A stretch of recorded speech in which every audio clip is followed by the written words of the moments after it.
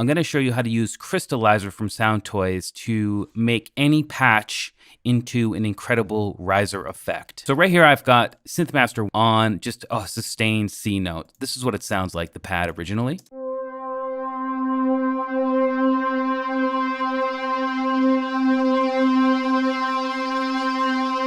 Watch what happens when I turn Crystallizer on.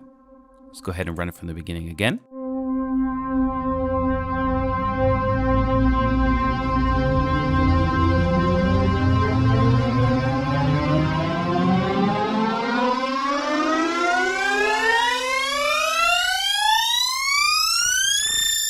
I'm just automating two parameters here, the pitch parameter and the dry wet.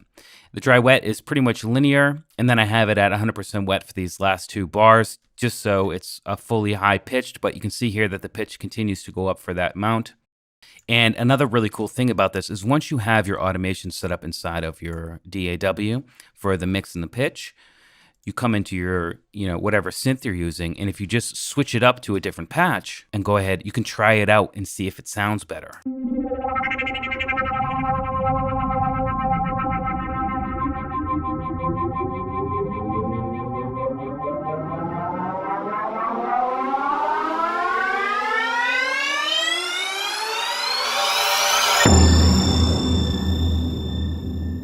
I'm Joshua Casper. I hope you learned something, and I'll see you in the next video.